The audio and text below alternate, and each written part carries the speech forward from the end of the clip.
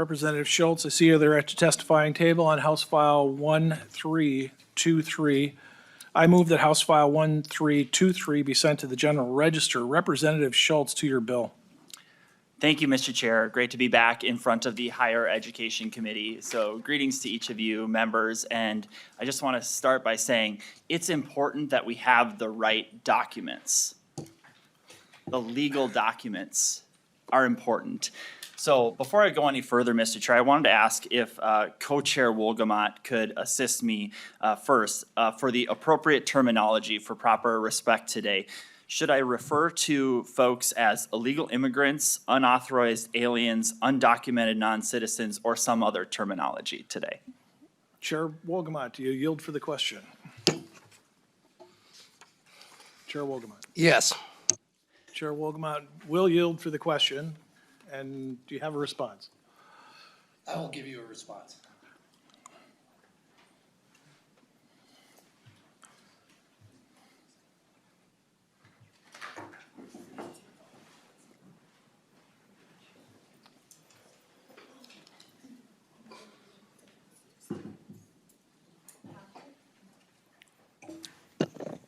Mr. Chair. Wolgamott.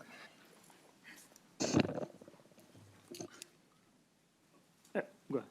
Mr. Chair, I think point of Chair order. recognizes Chair Noor.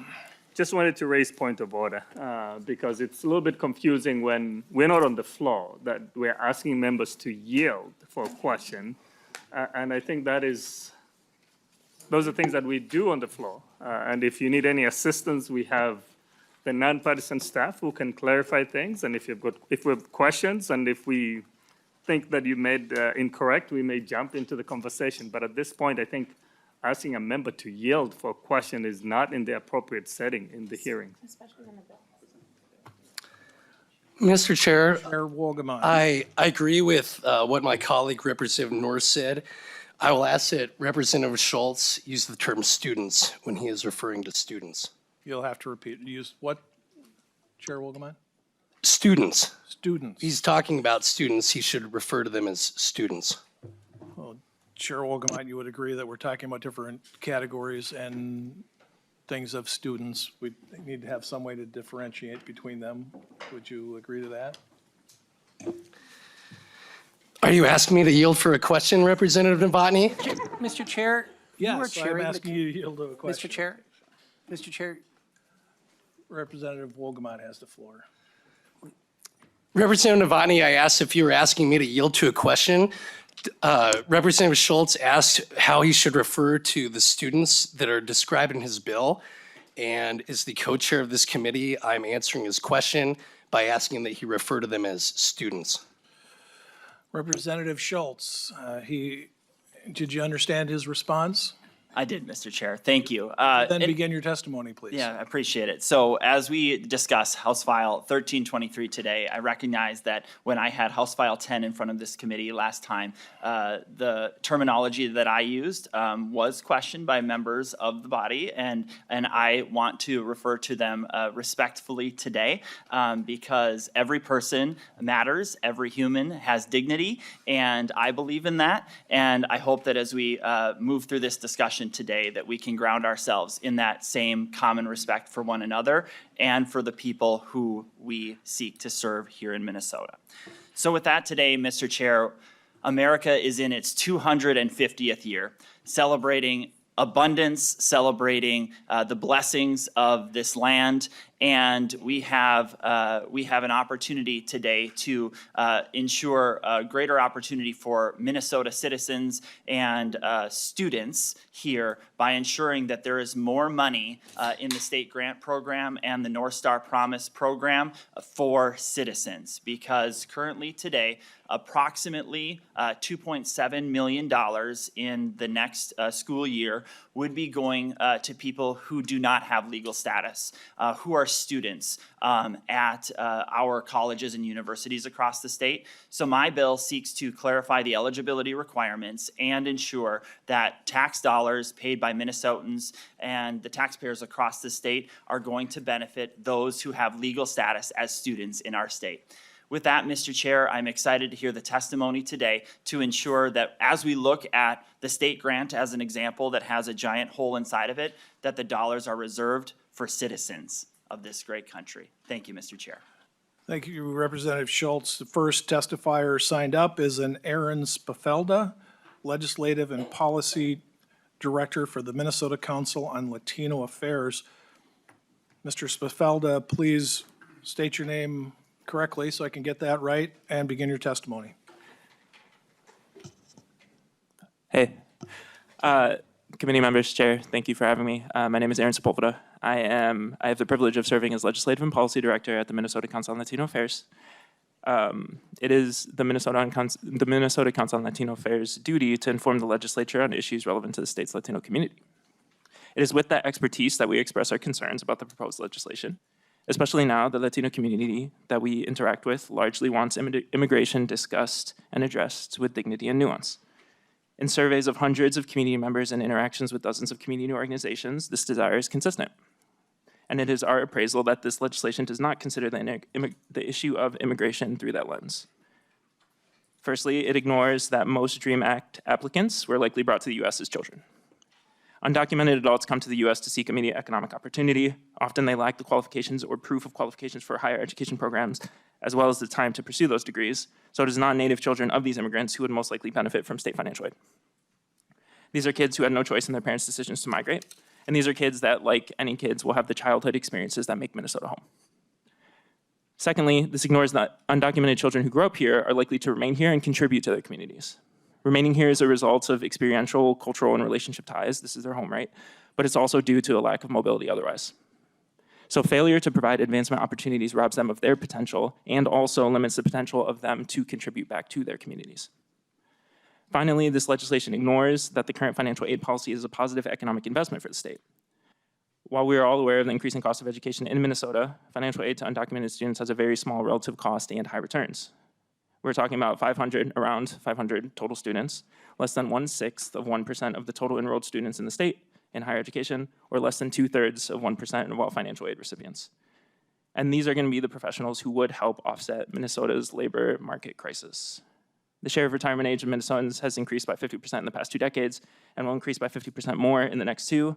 We're dependent on young, educated people to help fill in the employment gaps we expect to see and staff the emerging, especially high-skilled opportunities that we want to see. Plus, these will be high earners, earning potentially twice as much as their peers, resulting in a parallel increase to Minnesota's tax base, and again, among a population of people who are disproportionately likely to stay in the state. So in summary, by eliminating consideration of the unique circumstances of undocumented children and immigrant opportunities to contribute to the state, the Minnesota Council on Latino Affairs is concerned that this legislation will erase the nuance and dignity our community members seek with respect to immigration status. Thank you. Thank you. Next up is Elliot Lindsay, Treasurer, Minnesota College Republicans. Next up, after that, will be Jenny Lang. Hi, I'm Elliot Lindsay, a student and treasurer of the Minnesota College Republicans. I'd like to start by thanking the committee and the committee chair for having us all here for testimony and for hearing this bill. I'd just like to start by saying that as a student, I constantly hear and experience all these, repeating complaints that there are too much, that you look at your bill for college and you always see something new tacked on there that you didn't expect, or that someone has great grades coming out of high school, great extracurriculars, and they just do not have any financial aid and they are taking on loads of student debt in order to afford college. And, I think a lot of people, not just conservatives, many people outside of politics completely wonder, why is this the case? And I think we can always look towards our grant program. As has been mentioned, this program has last I checked, a $102 million hole in it. And we need to take action now to patch it up. I see all the time blue-collar Minnesotans, students who desperately need financial aid, even people whose parents were on welfare, who still are coming out of college, unable to find a good job because the job market is so squeezed right now, especially for entry-level positions. And what are they left with? They're just left with a massive amount of student debt that they cannot bear to sustain. And it's causing a lot of students, I think, to leave our state, and especially leave our state for more opportunity. I would also like to say that it is just unfair that given that there are so many Minnesotans who are genuinely in need that are not getting any or getting very little financial aid, that we are then giving priority to illegal immigrants, people with, or excuse me, undocumented students, people with no actual legal status in this country, as opposed to first prioritizing our Minnesotan students. And I'd just like to end by calling for compassion. I think that it's important to have compassion for everybody, including undocumented immigrants, of course, but we can't let that get in the way of the #1 priority of our state government, which should be looking out for Minnesotans first. Thank you. Thank you. Next up is Jenny Liang, student.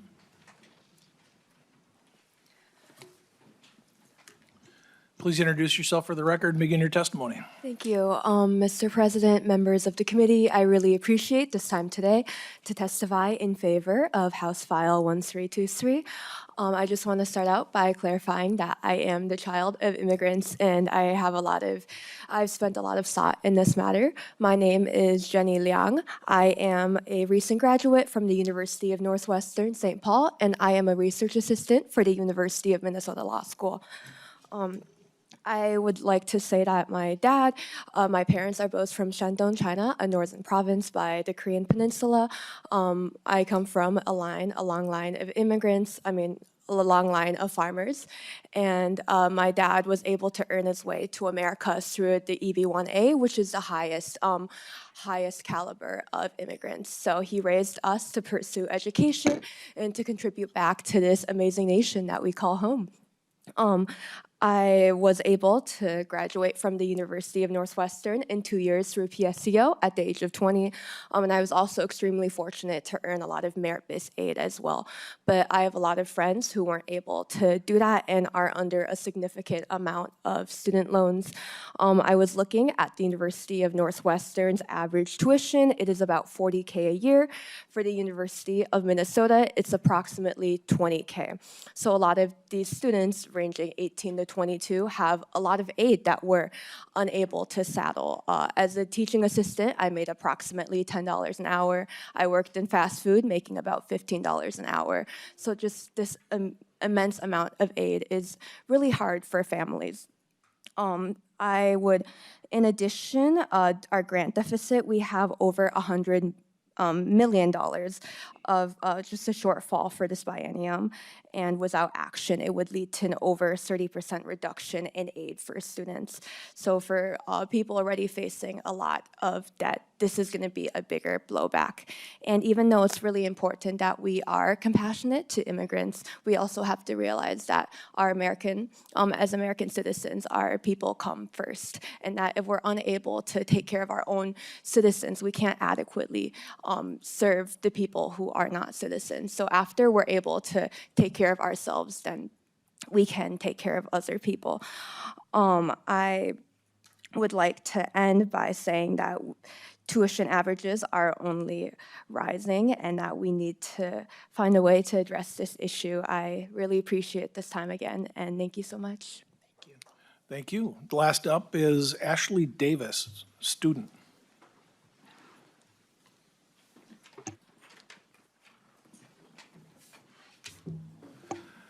Hello, Chair Please- and members of the committee. Please introduce yourself for the record and begin your testimony. Hello, Chair and members of the committee. I am Ashley Davis. I'm a student at the University of Minnesota. Minnesota's financial aid programs are funded by taxpayers and were created to help Minnesota students afford higher education. At a time when many students and lawful residents are struggling with rising tuition and student debt, those limited resources should be prioritized for students who are here legally. As a college student, I see how competitive financial aid already is. Many Minnesota students are working long hours, taking out loans, and still worry about whether they can afford to stay in school. When state-funded aid is extended to individuals who are not lawfully present in the United States, it raises the fundamental question of fairness to the students and families who are paying into this system. This bill restores a simple and reasonable principle. Taxpayer-funded benefits should follow the law and prioritize those who are legally eligible. Minnesota students and families deserve to know that the financial aid programs they fund are serving the people they were intended to serve. I respectfully urge the committee to support this legislation. Thank you. Thank you. Is there anyone else who wishes to testify at this time? Please go up to the podium, begin your introduce yourself and begin your testimony. You'll have 2 minutes. Either one.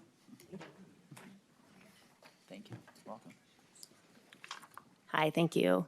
Thank you, Chair Novotny and members of the committee. My name is Molly Loitz, and I am the policy director with Lead MN, the statewide student organization for the 26 colleges in the Minnesota State two-year community and technical system.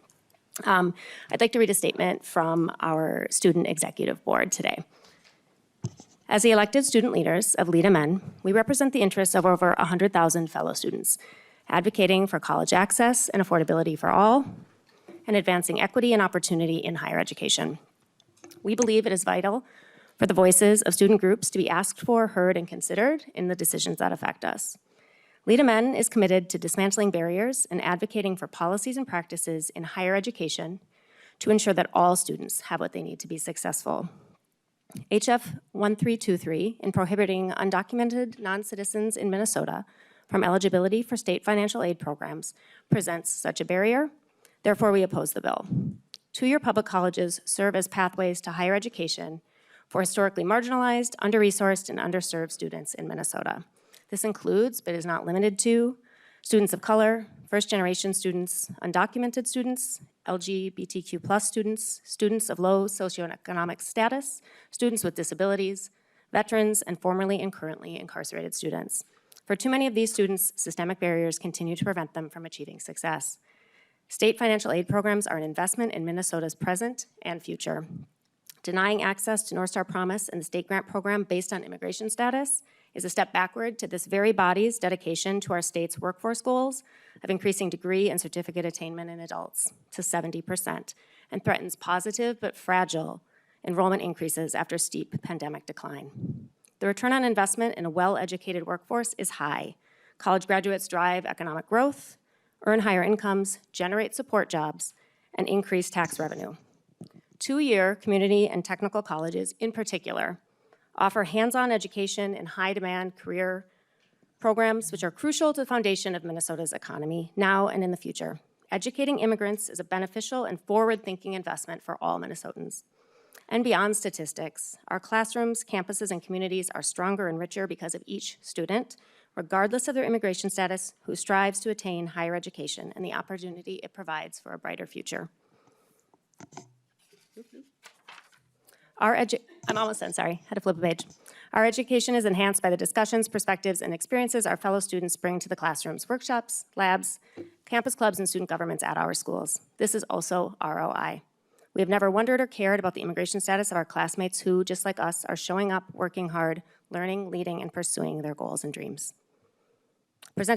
Preventing immigrants from accessing vital financial aid disregards a generation of talent and innovation that can contribute to our communities and our state's long-term prosperity. Students who have grown up, graduated from high school, and contributed to Minnesota deserve equal opportunity to succeed and pursue higher education, regardless of immigration status. Lead MN recognizes the importance of economic and social benefits of an educated population and opposes HF 1323 as it presents a short-sighted barrier to access and affordability. Thank you for your time and consideration of student perspectives as you hear this bill. Sincerely, the Lead MN Executive Board, Sudi, Marco, Alex, and Rose. Thank you. Thank you. Are there any other public testifiers? Seeing none, members, questions? Chair Wolgamott. Thank you very much, Chair Novotny. I have two questions, and I'm wondering if there's someone from the Office of Higher Education who could come forward to answer them.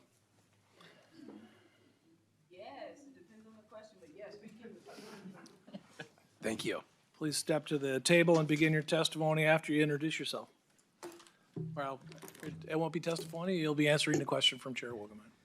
Well, thank you so much. My first question is if you can give us any number for how many students currently enrolled in Minnesota colleges and universities that this House file would impact. Just one second. For the record, my name is Nikki Oliver. I'm the Director of Government Relations and Community Engagement for the Minnesota Office of Higher Education. Yes. And Megan might know a lot sooner than I can, but I do have those numbers up. In 2026 are preliminary numbers currently. But specifically, now that I think about it, because this is all financial aid, correct? This bill impacts all financial aid. We actually would have to follow up with that number, or do you have it? Do you have it? Do you want to? Okay, it's in the fiscal note already. So I think the number he did mention is the number of students impacted and about the amount of students impacted. Mr. Chair, I don't believe I received a fiscal note in my packet. If there's any way that we could, members of the committee could get that so we can see these numbers, I think it's really important that when we're considering voting on legislation that we have the numbers available. Thank you. Mr. Savory? Chair and members, as an update, House File 1323 does have a pending fiscal note. I believe the testifier was speaking to information they've entered into the fiscal note system. The fiscal note is yet to be finalized, so it's preliminary at this point, and I can notify the committee when it's complete. Chair Wolgamott? Thank you, Mr. Chair. My next question was going to be, well, so is there Representative Schultz, or does anyone have a number of, and Representative Schultz, if you mentioned this in your presentation, I apologize for missing it, but what is the number of students that this would impact? Representative Schultz? Thank you, Mr. Chair, and for the whole committee's purposes, thank you, Chair Wolgamott, for the question. In the fiscal note that has been referenced in our conversation was a portion of House File 10's fiscal note. So as you're seeking that, that is on file, so you can check it. It has it for the full biennium. While I don't see the specific number of students, I have the cost. So and I'm going to use fiscal year 2027 for the number. The total cost is $2,762,000. Chair Wolgamott? That's all for now. Thank you, Mr. Chair. Thank you. Representative Robbins? Thank you, Mr. Chair. I had a similar question as Chair Wolgamott, and I look forward to getting the fiscal note. So the $2,762,000, I'm sorry, Representative Schultz, was that for biennium or for annual? Representative Schultz? Thank you, Mr. Chair and Representative Robbins. That is just for the next year, so just fiscal year 2027. The previous year, for fiscal year 2026, the total was $2.477 million. Representative Robbins? Thank you, Mr. Chair. So, and if you don't have it, it's fine, but I hope to get it through the fiscal note or whatever. But it would be helpful to see the breakdown between how much of that is North Star Promise and how much of that comes from the state grant. So we know if we do this, where does the money flow back to? Representative Schultz? Thank you, Mr. Chair. And again, for clarity for everyone's purposes so that you can go to it right on your computers or your devices right now, this is under the House File 10 fiscal note. It is pages 39 through 45. And so to answer your question for you, the state grant is the one that is the most impacted. So speaking specifically to 2027, for the state grant, that number is $2,621,000, and for the North Star Promise, it was projected at that time for 2027 to be $23,000. Representative Robbins? Thank you. Yes, that's very helpful because I think our at least speaking for myself, the biggest priority this session is how are we going to fix the hole in the state grant? And I don't know if they're all running around today as a day on the Hill or something, but I've met with 3 students today about that just prior to committee. So I know this is of top of mind for all of our students who are facing cuts to the aid they were already promised. So I think this is an important way we could take a look at that. Thank you. Representative Cleavorn? Thank you, Mr. Chair. And Mr. Chair, I find it unusual that we are being asked to go to a different bill to look at a fiscal note for information. That is not the general practice of the committee. We are being given numbers over $2 million, $2.5 million with no substantiation behind those numbers. It's just I don't know how many of these students are attending private college. I don't know how many of these students are attending, I don't know how many students we're talking about. We're just being given numbers. I think we should be having this conversation with full data in front of us. And as such, I think we should set this on the table for now and then discuss it on a day where we have the data in front of us. Thank you, Chair Claiborne, or Representative Claiborne, and that is going to be the motion for the day. We've already, in light of everything that's been discovered and in deference to the fiscal staff, that is a decision that we've already moved to. What So I decision will be are you- making that motion, and Okay. Representative Claiborne, we hear bills all the time waiting for the fiscal note. Do you have any other questions, or? Well, the numbers are being cited as fact. And as we all know, when you read a fiscal note, the numbers are in the assumptions, right? I mean, Chair Rarick taught me that years ago. Look to see what the assumptions are. And we are talking about a bill that would deny Minnesotans, people who live in our state, the ability to attend college with state resources. And we don't have the data in front of us. So I find it most unusual. And as a chair, I don't believe we should be passing bills out of committee without fiscal notes. Representative Claiborne, as I said before, I don't know how it's done in your committees, but in public safety, we hear bills all the time without the fiscal note while we're waiting, especially towards the end of session when, like right now, when they're getting backed up and you hear the bill waiting for the fiscal note after it's laid over. Do you have any actual questions for the testifier? Well, yes, then please, may I? Representative Schultz, welcome to higher ed. Can you please tell me how many students are represented in this $2,621,000? And of those students, can you tell me how many would attend public institution and how many would attend private institution? Representative Schultz. Thank you, Mr. Chair. I do not have that data at hand. Representative Claiborne. I think my point is well made. Thank you. Representative Hicks. Thank you so much, Chair, and thank you, Representative, for being willing to answer questions. I'm confused by the language, otherwise not lawfully present. Representative Schultz. So here's my question.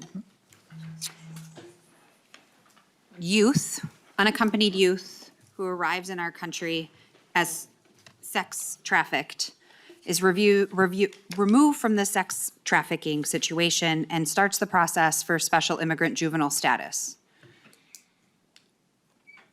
Eligible, not eligible?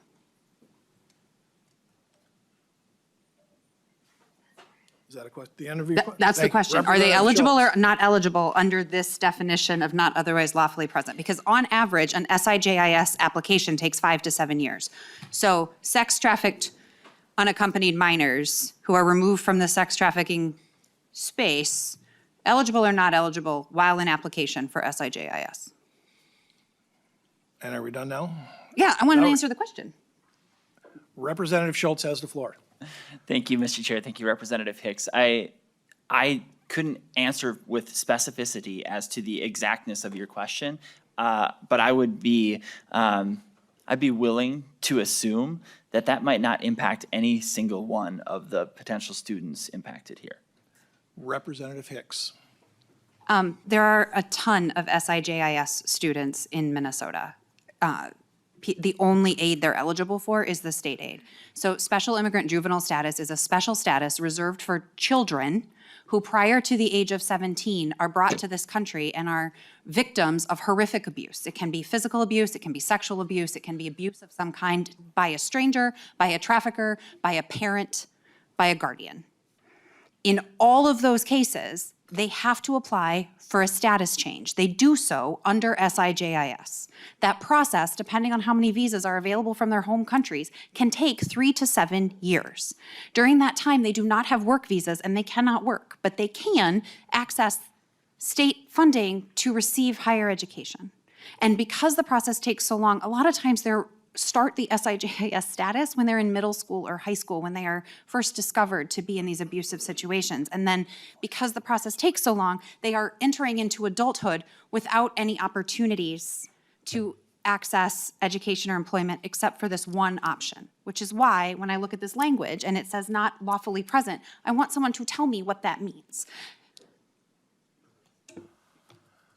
Representative Schultz, I see that our fiscal person came back into the room. Would they be able to help you with some of these numbers or house research? Mr. Mr. Chair, if we could just get an answer to Representative Hicks' question.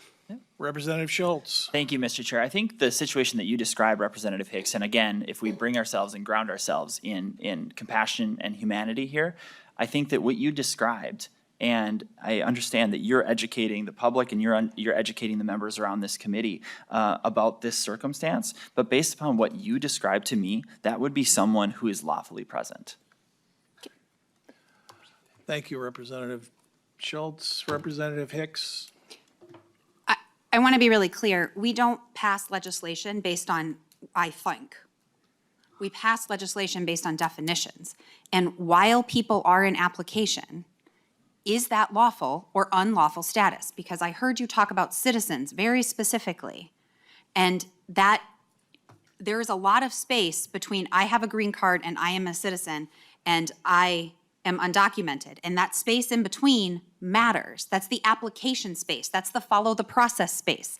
That's the go through the steps necessary space. And by your bill, I don't understand if that space counts.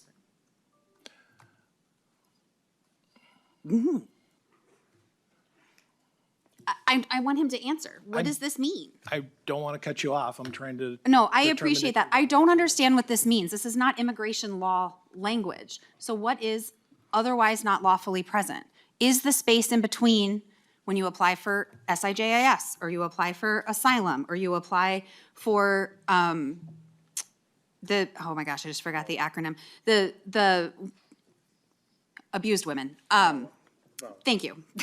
Thank you, VAWA. Like, is that space not otherwise authorized? We don't use language like that typically to decide status. So I'm trying to figure out what that means.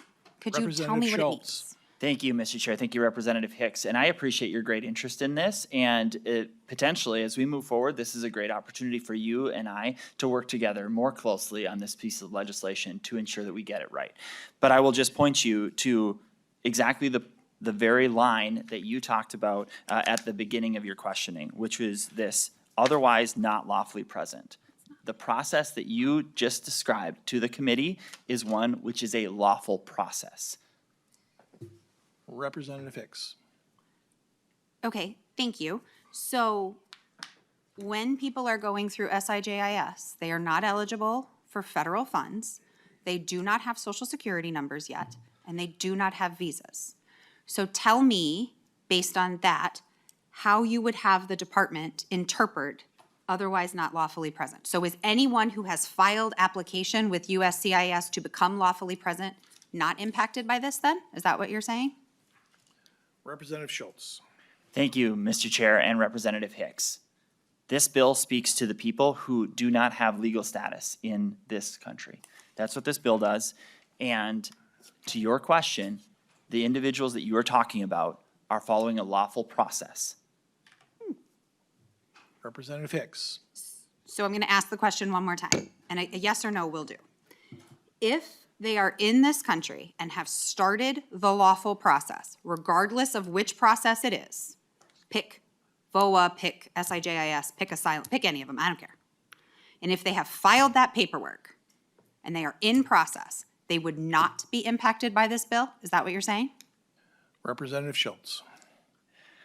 While that is not a yes or no question, the answer is we are seeking for people to be here in the United States lawfully and legally, just like American citizens are, which is why the Minnesota kids who would benefit from the state grant program or from the North Star Promise Act should be the ones that receive the dollars that are allocated to it. Thank you, Mr. Chair.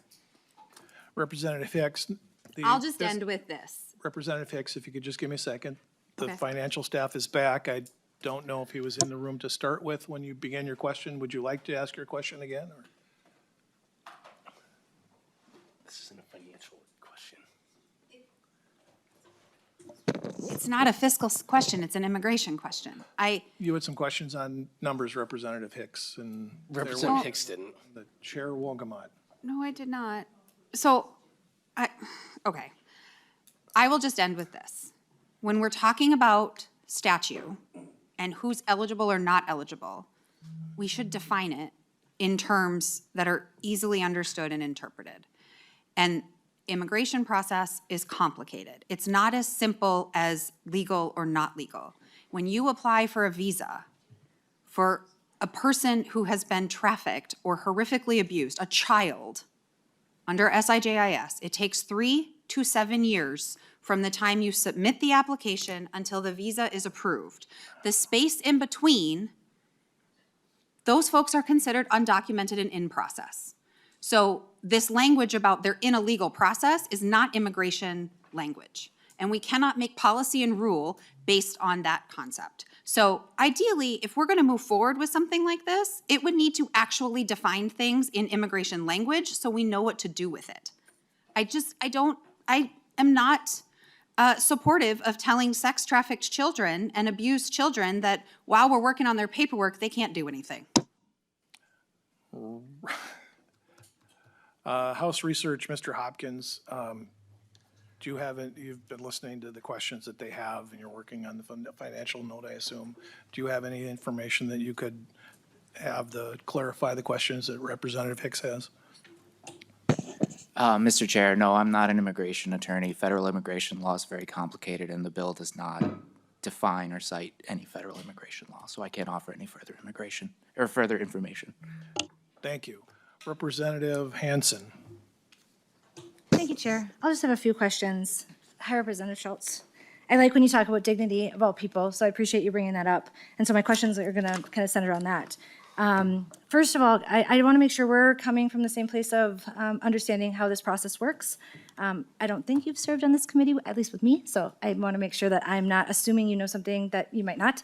So can you tell me what you do or don't know, or do or don't understand about how the students that your bill is targeting are getting or qualifying for the money that you are also targeting? Representative Schultz. Thank you, Mr. Chair, and thank you, Representative Hansen. Eligibility requirements are at play for just about any program that the state of Minnesota has, including the state grant program, including the North Star Promise. And through those eligibility requirements, we would be able to effectively determine whether someone was eligible or not. Representative Hansen. Thank you, Chair, and thank you for that answer. I was excited for you to remember our conversation last year on the House floor about this, because that's where I reminded you that these students are already going through that process. And so from what I'm understanding is there should be 0 people getting this money because the conditions of getting this money are based on them having proven that they are going through the legal status that this country has laid out for them. And so that's what I'm like kind of confused about is, in theory, this is kind of a moot point because the only people who can access the money are those going through that process. So I will leave it to you to answer that. But I guess my second question that I would like to hear from you about is, you know, if your efforts are truly rooted in dignity, if that's the kind of starting point that we're coming from, truly rooted in emboldening and supporting higher education. I heard you say that you wanted to, you know, potentially this money could, if this passed, go towards North Star Promise, for example, right?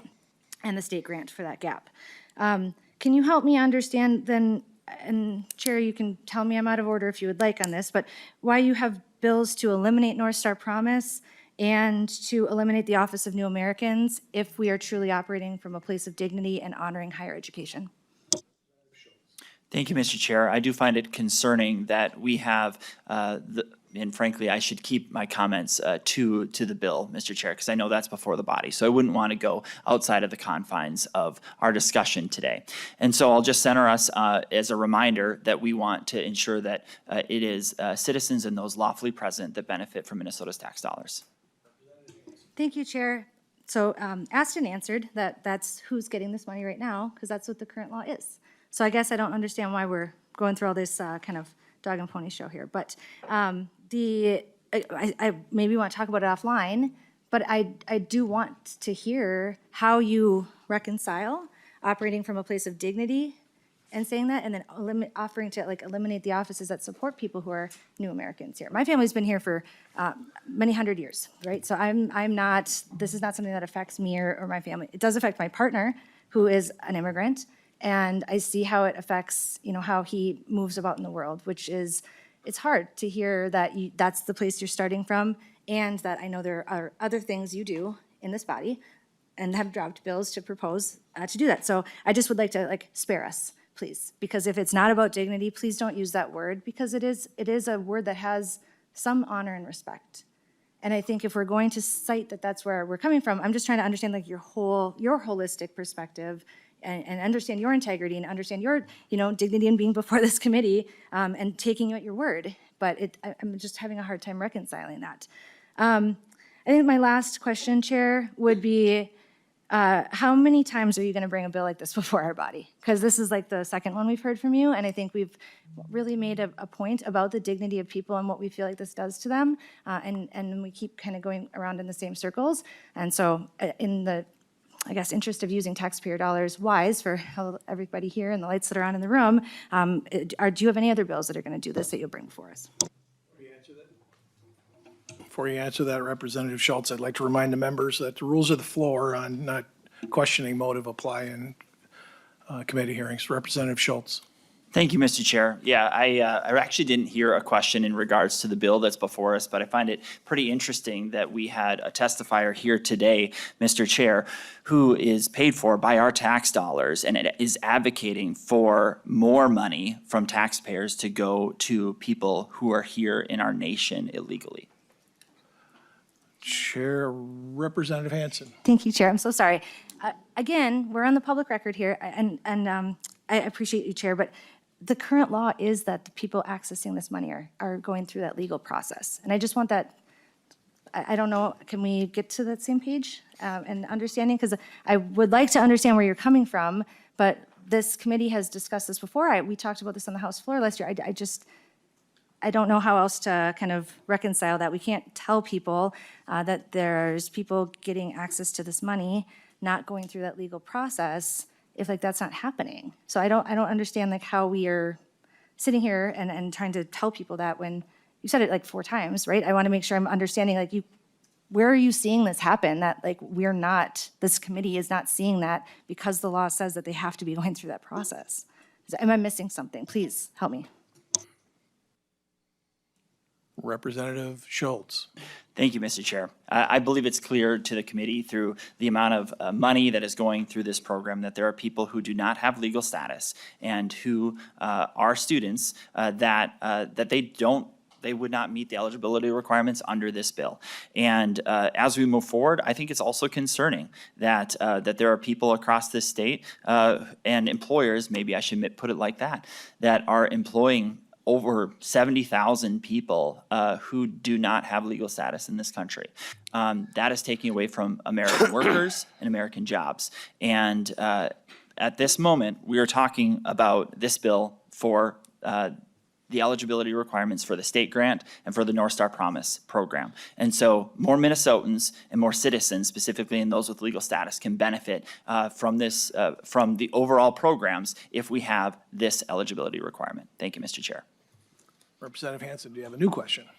Same question stands. How? If you know how they are accessing this money, please tell me, because I would love to figure that out and get to the same page that you're on. I'm actively trying to work together, Representative Schultz. I want to understand where you're seeing this and how we are not seeing it. And so, how are they doing this? And what's did you talk to somebody who told you how they're doing it? Maybe you can help me understand how you arrived at the knowledge that someone's doing this without our knowledge and against what the law says is required in order for this money to go out the door. Maybe that's a better question. Representative Schultz. Thank you, Mr. Chair. I believe from all of my reading of this, including what was passed during the 2023 legislature, I will just say that there were huge gaps to allow for people who are here in our country and in our state illegally to gain access to public programs and receive financial aid. Representative Hanson, do you That's have what, a new yeah, question? I'll- or is yeah, 5 no, I'll minutes just leave it at that. I sufficient? just think that it is on the record. Thank you, Chair. I appreciate you. I think it's on the record that we don't have any clear examples of how or stories of how or what's happening or what we can do as policymakers to close any of the gaps that are allowing this, because this bill is like a repetition of what the law already says. And I think that's what I'm struggling with. I remember one of my first committees, you told me we should not have duplications in the law. That was one of the things you said to me my very first time presenting. And so I'm trying to understand why you now are the one doing that, because I'm trying to learn. You've been here longer than me. And so I was just really genuinely trying to get to the bottom of, like, if you maybe went around the summer and you talked to a bunch of campuses and you like found a bunch of people and you got these stories to share, I would accept anecdotal or qualitative stories, like whatever it is. I don't know how we close this gap with this language if it's getting through the other language. I guess I don't know how we do that. Vice Chair Coulter, you'll be up next. Chair Wolgamott, you have a question? Thank you, Mr. Chair. First, I just wanted to clarify what motion is before us, because I believe the initial motion was to send the bill to the General Register, but then I think you mentioned you were going to move to lay it over, or maybe you did lay it over. I just would like to clarify what motion is before us right now. The motion will be to lay over. I did Have you say that it rescinded was- but right now, we're sending the bill to the GR, but you're going to change that Gonna after change- questioning? We will change that to the layover in the absence of the fiscal note, yes. Okay, thank you. I did then, Mr. Chair, want to just ask, you had mentioned that that fiscal staff did come back. It would be great if they know, it's kind of hard to have this whole discussion if the whole premise that Representative Schultz is bringing forward is that we're gonna, by enacting his bill, we're gonna save all this money because all these students are on here, but yet we don't have any numbers before us. So I appreciate that you're not, that you're going to move to lay it over, but it's difficult to really get to the crux of the motive when we don't know. We don't have any numbers before us of how many students exactly this would impact, what the exact cost would be of savings is very pertinent to this whole discussion and the committee's time that we're spending today. So I just wanted to, you had mentioned that we had our fiscal staff come in. Otherwise, it just sort of feels like we're spinning in our wheels without any numbers behind the premise of why we're bringing this bill forward. Thank you for the question, Chair Wolgamott. Does the fiscal staff wish to weigh in? Mr. Savvy. Chair and members, just as a point of general information, the bill before us, House File 1323, does not have a fiscal note completed at this time. I believe there was mention of data that was for House File 10. The bills, while similar in nature, are just that similar in nature. So while there may be some information that may be applicable from House File 10 to House File 1323, there may also be potentially information from the inverse of not being as applicable, but they are similar in nature. So the committee can kind of decide how to weigh the pros and cons of that information. Chair Wolgamott. Thank you for that, Mr. Chair. Again, I want to ground this in the spirit, I guess, of if we're under the impression that this is a fiscal bill to save the state money, I'm wondering if there is anyone in the audience, whether it's from the systems or from OHE, who has any insights on the number of students that this would affect at their institutions. Public testimony is closed. If it sounds like there may be someone in the committee room that might be able to answer your question, is there anyone in the committee room that could answer Chair Wolgamott's question?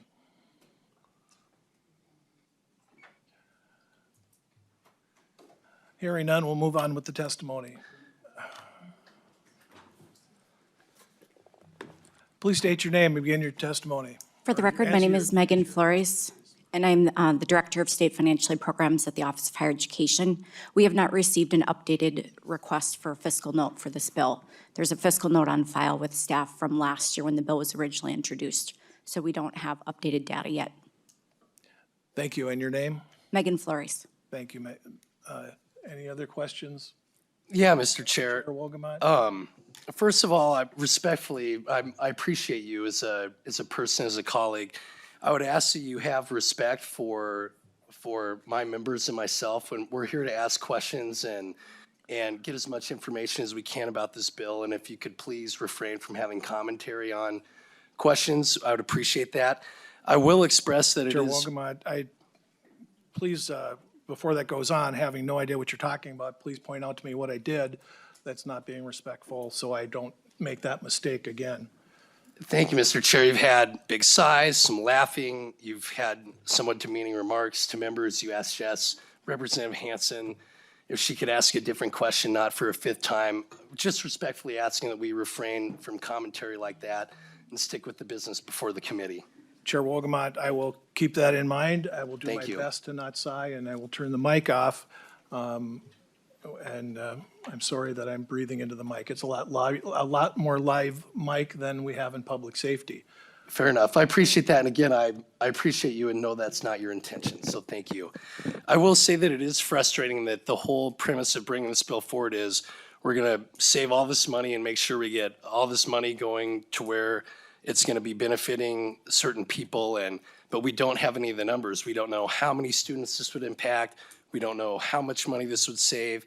It just feels like a frustrating presentation to pit students against each other. And I feel like that without those numbers, without that data, this is a frustrating waste of the committee's time. But now that I've shared that, thank you. We can move on to other members. Thank you, Chair Wolgamott. Vice Chair Coulter. Excuse me. Thank you, Mr. Chair, and thank you for the clarification on what the plan is for this bill. That was the first question I was going to ask. So Representative Schultz, I would like to clarify something, because you have done this a couple of times, and one of your testifiers did as well. You drew a distinction between people who are undocumented and Minnesotans. And most recently, you drew a distinction between people who are undocumented and, quote, Minnesota kids. So I think we need to be clear for the public. Are people who are undocumented Minnesotans? Representative Schultz. Thank you, Mr. Chair. That doesn't relate to the bill. Vice Chair Coulter. Well, I think that was a good enough answer, Representative Schultz. And I would say, I think based on what we've seen these last few months, the people of Minnesota certainly do believe that folks who are undocumented are Minnesotans. So the second question I had, so I just wanted to make sure I heard you correctly. You said approximately 2.6 million from the state grant. And, okay, thank you. I wanted to make sure I got that number right, because while we don't know how many students this would impact, we do know how many students get the state grant. And it's approximately 120,000 students. So you take 2.6 million divided by 120,000, and we have given every state grant recipient, on average, another $21. I think it's a little bit disingenuous, frankly, to advertise this is how we're going to save the state grant. This is how we're going to make sure that folks can afford college by putting another $21 in their pockets. My last question, Representative Schultz, do you know approximately how much undocumented folks pay in state and local taxes in Minnesota? Representative Schultz. Thank you, Mr. Chair.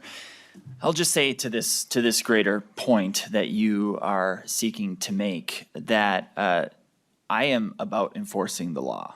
And those who have not come here legally have broken the law. And I don't believe that state taxpayer dollars should go to further benefit the people who have already broken the law. Vice Chair Coulter. Thank you, Mr. Chair. Well, I can actually answer the question that I did ask you, and the answer is $222 million. So we are balancing I guess you could call it a savings of 2.6 million on over 200 million that undocumented folks pay in state and local taxes. I'll be honest, I don't get it. The numbers don't add up, they don't balance, the money doesn't make sense. This bill targets people who are going to college, who are getting an education to better contribute to our state, to our economy, to our future. I don't get it, and I'm not going to ask you to explain anything. You've said enough about why you're bringing the bill. It is bad money sense. It is bad policy. Care to respond, Representative Schultz? No, sir. Representative Liebling? Thank you, Mr. Chair. And Representative Schultz, I don't really have a question for you, but I just want to say a couple things, in part because of some of the things that were said by the testifiers who came in support of your bill. Now, we've been talking a lot about, what this bill does, and you mentioned Minnesotans and being fair to Minnesotans, or some people said that. I think that especially after what Representative Coulter just said about the value of what people bring, I think we're looking at what is good for Minnesota and Minnesotans way too narrowly. So we on this committee deal with higher education. Hopefully the members of this committee understand the value of being educated. This is not a private good. When we give somebody a grant, it is not because it is a private benefit to them. It's because it's a public benefit to all of us to have people in our state who are educated, who can fill the jobs of the future.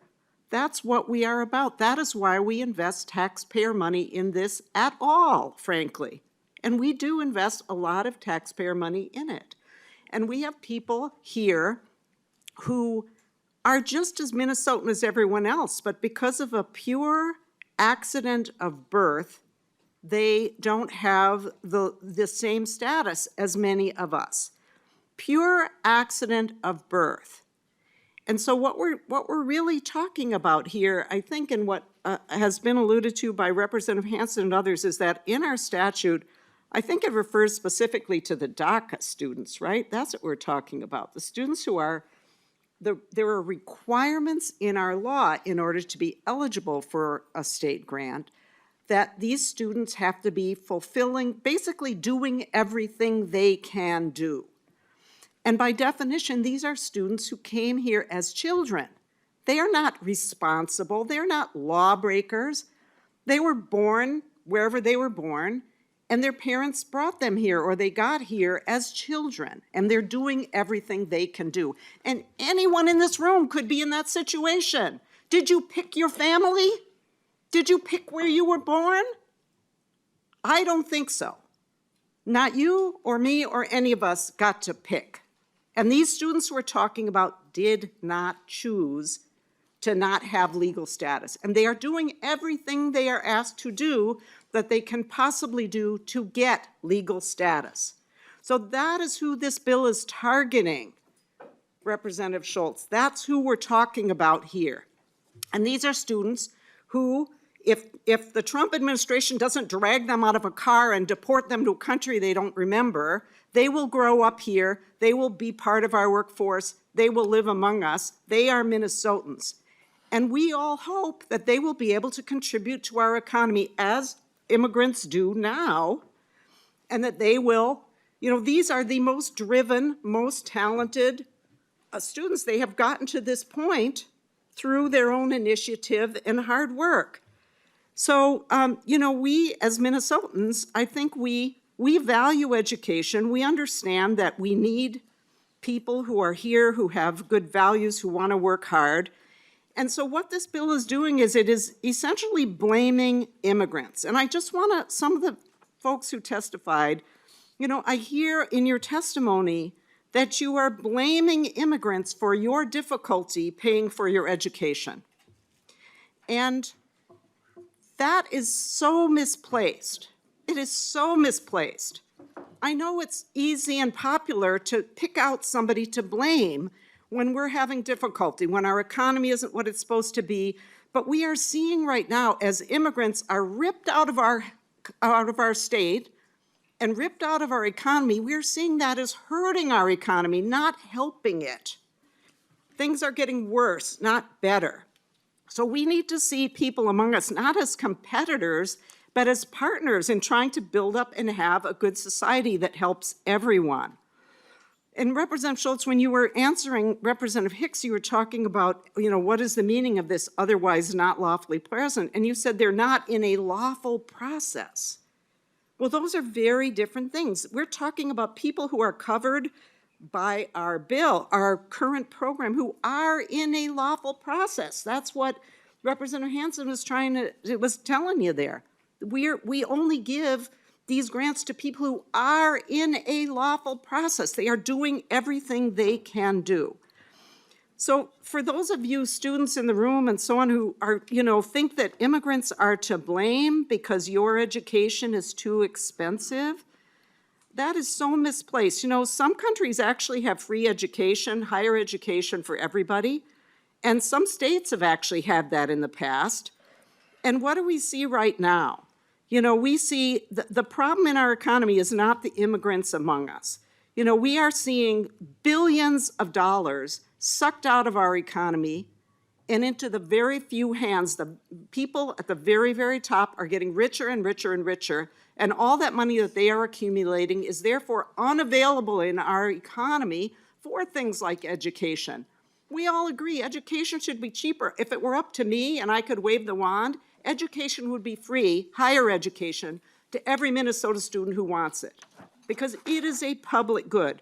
But the money is not there right now for us to do that, and it is getting worse because that money is being sucked out of the economy. And in fact, we're now spending $1 billion a day, $1 billion dropping bombs on Iran. Imagine what that $1 billion a day could be doing in our country. Representative Liebling, I'd like to remind you that the bill before the committee is 1323. So Mr. Chair, thank you for the reminder. I was just going to finish up. I know that, I know it's sometimes uncomfortable to think about the values that are being represented in this bill, which are really bad values, I believe. But, I think, and a lot of us think, a lot of Minnesotans think that education should be available to everyone who has the ability and drive to seek it, not because of accidents of your birth that you had absolutely no control over. And, that is what I think, and that is why this bill is really a bad bill, and would never vote for this bill. And I don't care the sort of things that are said, and, because people want to blame immigrants, and that is so misplaced. Thank you, Mr. Chair. Representative Robbins. Thank you, Mr. Chair. And I'm sorry, I've been on the list, but I have a constituent outside, so I'm going to have to run in just a second. But I think it would help us to hear from nonpartisan exactly how this bill works, because there's been a lot of controversy in the questioning, and I honestly just want to make sure I'm understanding it. So my understanding of the bill is that people who are here without citizenship, but they meet residency requirements and they have graduated from a Minnesota high school, even if they're not here legally, are the ones who are eligible currently to get state aid. So if someone could just answer for me. So what this bill does is says if you are not here legally, you no longer qualify for state aid. Is that what we're talking about? Mr. Hopkins? Mr. Chair, Representative Robbins, and members. So there is a bill summary on this bill that's posted online. I don't think it was printed and put in member packets. There's also a short subject on financial aid eligibility for undocumented students in Minnesota that's linked to in that bill summary. In general, since 2013, when the Minnesota legislature passed the Prosperity Act, which is also known as the Minnesota Dream Act, undocumented students in Minnesota can be eligible for in-state tuition rates and state financial aid if they meet certain criteria, which is in section 135A.043. They have to meet all of the following requirements: high school attendance within the state for 3 or more years, graduation from a state high school or attainment within the state of the equivalent high school graduation, and 3, in the case of a student without lawful immigration status, they have to register for the draft if that's applicable. And the second requirement is that if a federal process exists for the student to obtain lawful immigration status, the student must present documentation from federal immigration authorities that the student has filed an application to obtain lawful immigration status. So under that statute, undocumented students, if they meet these eligibility criteria, can receive in-state tuition rates and state financial aid. What this bill does in Section 1 is it, by notwithstanding any law to the contrary, overrides that section and provides that non-citizens of the United States who are undocumented or otherwise not lawfully present are not eligible for any state financial aid. Representative Robbins. Thank you, Mr. Chair, and thank you, Mr. Savory. I'm sorry, Hopkins. Mr. Hopkins. I'm sorry, Mr. Hopkins. I was looking at his nameplate. So the words you read already contain that phrase, not lawfully present, in the underlying statute, if what I heard was correct. So we are referencing that same definition of not lawfully present. Mr. Hopkins. Mr. Chair, Representative Robbins, so Section 135A.043, that's the Minnesota DREAM Act or Prosperity Act statute, says that in the case of a student without lawful immigration status, they have to, if a federal process exists for the student to obtain lawful immigration status, they have to present documentation from federal immigration authorities that they have filed an application to obtain lawful immigration status. That is the current statute. Representative Robbins. Thank you. And so is there a legal or common accepted definition of not lawful immigration status? Mr. Hopkins. In terms of how that is administered by the office, I think that would be a better question to pose to the Office of Higher Education. Representative Robbins. Thank you. Someone from OHE around over there to come and address that?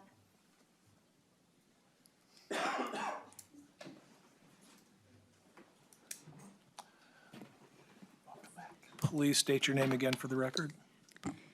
For the record, my name is Megan Flores. I'm the Director of State Financial Aid Programs. Can you repeat your question? Yes, thank you. So when you are administering the current law, and it says students who do not have lawful immigration status, and then it goes through the other things that, you know, are the requirement under 135A.043. What do you consider someone who does not have lawful immigration status? So if you're looking at. Flores. Apologies, Chair.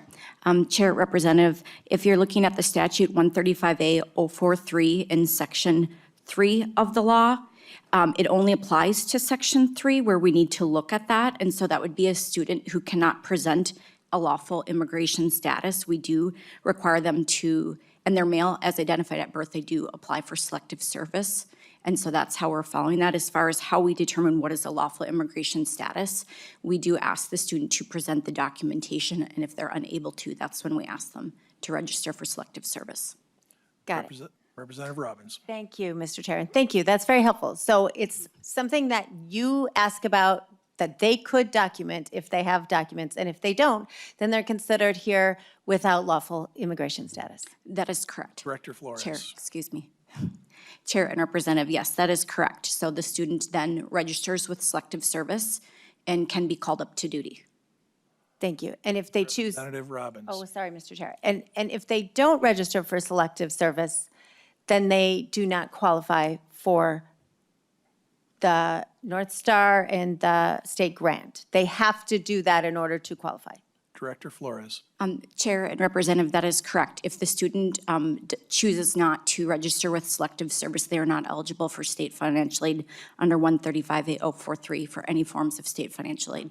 Representative Robbins. Thank you. Last question. So just to be clear, for you, this is not opaque. You know, you ask for what's their status. If they cannot document it, they're considered not having lawful immigration status, and they can still qualify for the program if they're registered for selective service. But if not, they're not here with lawful immigration status. And so in your view, you feel comfortable with how to judge whether someone's here legally or not? Director Flores. Chair and Representative, when needed, we do consult with immigration attorneys, but typically a student will know if they have documentation or do not. Okay. Representative Robbins. Thank you, Mr. Chair. So I appreciate that. I'm just going to end with a quick comment because I've already prolonged my poor constituents out there for too long. But I do want to just thank all the testifiers who have been here, and I find it unfortunate that some testifiers were accused of blaming people for their struggles, which are real, of how to afford their education. And I've not seen that in my 8 years here, where someone attacks the testifier. And I find that very unfortunate for the committee and for the body, and I just want to say that. And for all the testifiers, everyone is struggling. These kids are struggling to afford their education, and Minnesotans are struggling. And the issue is that they are being taxed and regulated to death in this state. They're driven out of this state. We talk about how the money could be used differently, $9 billion in fraud and counting. Like, all of that money, because of policy failures, is making it hard for families to afford their education in this state. And I find it very disconcerting that the testifiers come here in good faith to say how they are being impacted by policies we make here. And I just want to thank the testifiers on both sides for coming. Thank you. Thank you, members. We do have another bill up today, so we will be tabling this motion no later than 2:30. Representative Noor. Thank you, Mr. Chair. Just wanted to clarify and just get an answer to one quick question. Does this apply that the Minnesota DREAM Act will no longer exist? Representative Schultz. Thank you, Mr. Chair. I think that's an important question to ask Representative Noor. I have heard, even from House Research, how this would supersede it. So based upon the description that I've heard just in the dialogue today, I think that might be the case, but that's just based upon what I've heard today from the researchers. Representative Noor. Thank you, Mr. Chair. Representative Schultz, don't you think that is wrong? You know, students who came here at no fault of their own, who went through the regular school, and now we're telling them that, yep, you did all these things, you're a dreamer, we don't care anything about you. Does that mean that we don't care about those students who are doing everything that we told them to do, and now we're telling them we don't care about you? Representative Schultz. Thank you, Mr. Chair, and thank you, Representative Noor. I think the distinction that is super important for our conversation this afternoon is the difference between access and financial aid. That is the difference. And in that way, that's probably where the Minnesota DREAM Act still exists, because for our conversation, there's a difference between providing additional taxpayer-supported financial aid and providing access to go to a Minnesota higher education institution. To me, that is the distinguishing point. And so to that end, what I am stating with this bill is that it's the financial aid that should not flow to the folks without legal status. Representative Noor. Mr. Chair, so that child that we've allowed to go through K-12, we paid for it because those kids came here at no fault of their own. They are planning to become contributing members of the society by going through the college. And I think over the last few months, we've learned a lot. That people who are Minnesota residents, who are being targeted for who they are, just basically because they're immigrants, because of the color of their skin, because of their accent. It's because we otherize other communities who are neighbors, people who are actually contributing, getting nothing back. And when we take away something simple that they want to strive to become contributors to the state of Minnesota, this is nothing short of denying people because we don't want them. I've never seen any place whereby we otherize other individuals. Sometimes we need just to look into the eye of that young child who's a dreamer, who wants to succeed, and tell them, you don't belong here. there's nothing for you here, then you'll understand their struggles. We're talking about the DACA students who are trying to actually adjust. Our federal government has failed us in terms of the immigration process. We should have had a process for them to become lawful resident. But none of them are willing to do the hard job. We're stuck with those kids who are Minnesotans, and we are proud to say that if you're here as a resident in the state of Minnesota, we will support you to become someone who is contributing to their society, to be able to get the education that they need, so that we can be proud of them as they strive to live among us. So thank you, Mr. Chair. Representative Duran.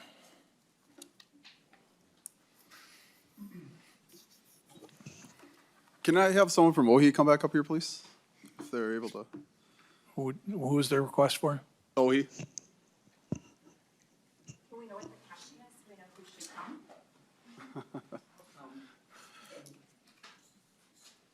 Phone a friend, depending on the question. Please state your name again before he asks you the question. Nikki Oliver, Director of Government Relations for the Office of Higher Education. Representative Duran. Thank you, Mr. Chair.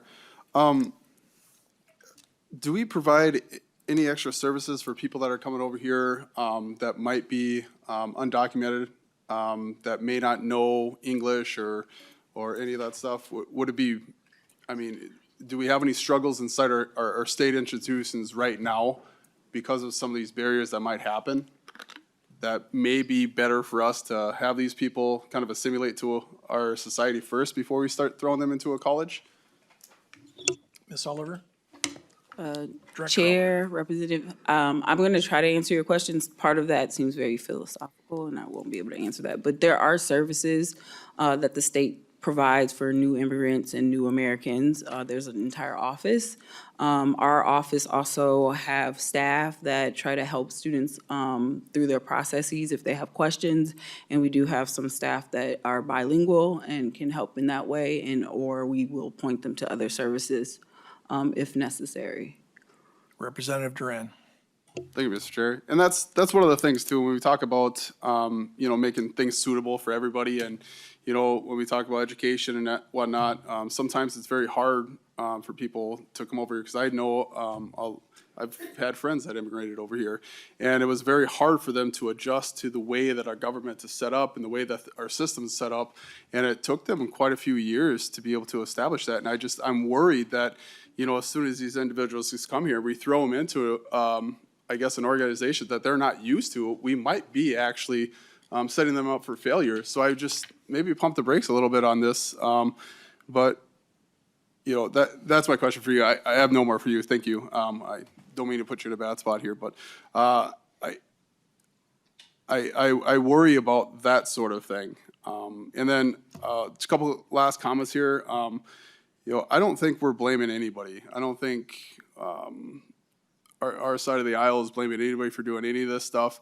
It's funny how, it's just, we all live a certain life. And, my grandmother, she didn't learn English until she was 5-6 years old. So, she had to work hard. She got what she needed to be successful in life. But it took her time, and she'd be one to tell you that, getting thrown into a certain, education span that they're not used to may not set them up for success. So I would just caution us when we start to just automatically take these people in and throw them right into a college. We may be doing more detriment to them. So I appreciate you for bringing this bill up. Thank you very much. Representative Allen, your last up. Thank you, Mr. Chair. Glad I get to play hit cleanup, I guess. So in the spirit of baseball in this time of year, I had a question for either OHI or for Representative Schultz. And I was just kind of wondering how many states currently allow undocumented students to be able to receive state aid? Representative Schultz, do you know that answer? Thank you, Mr. Chair. I don't think that I have the full scope of it. I know that it varies around the state, around the country, and there are not many that provide those sorts of benefits. Representative Allen. And Representative Schultz is correct on that. There are only 10 states that currently allow undocumented students to receive state aid for college. It kind of varies depending on policy and whatnot, but only 10 do that in the United States. I guess I'd go back to something Representative Liebling said that I agree with her on. She is right. Things are getting worse, not better. We take a look at what's currently going on and how much money we have in the Minnesota Grants Program and the North Star Promise. And it is a ship with a hole in the side of it about the size of a semi, and we're trying to take and plug the hole with a piece of bubble gum. And right now, as it stands, our constituents are looking to us to be able to try to find a way to be able to balance the books, make sure that we can follow through on promises that we've committed to, but yet not raise their taxes in the process. I'm sure all of us are hearing from our constituents, whether or not you're looking at your property taxes or seeing school levies and what's being leveraged back against us and in our communities, and how unaffordable things are getting for our constituents. So I appreciate you, Representative Schultz, for bringing this forward. We're trying to look for options, and as far as what we can do to be able to make these programs work and last. And I just appreciate that, and hopefully we can come up with other options to try to be able to make sure we follow through on these promises. So thank you, Mr. Chair. And with that, House File 132, Mr. Wogemont, Chair Wogemont. Thank you, Mr. Chair. Final word representing the House DFL side. I'm grateful that you're changing the motion to lay it over. If we were to vote on sending this bill forward, I would be asking members to vote no. I feel like, especially given what we heard 2 weeks ago from the students who came and testified about the impact of ICE on campus, that students throughout our colleges, particularly students of color, are feeling otherized. And I feel like this bill right now, especially without any numbers, is really an unfortunate timing and an unfortunate waste of the committee's time. And I want to speak directly to the students who would be impacted by this so-called solution in search of a problem. Just know how much we appreciate all of your hard work. We appreciate all that you're doing to better yourself in your education. And we appreciate the economic value you're bringing to the state of Minnesota. So with that, Mr. Chair, I appreciate all of the member discussion and all of the testifiers. I would be asking members for a no vote, but I'm grateful that we're laying it over. Thank you. Thank you, Chair Moeller. With that, what do I call you, Moeller? Chair Wogemont. It happens all the time, Mr. Chair. Bill 1323 is laid over.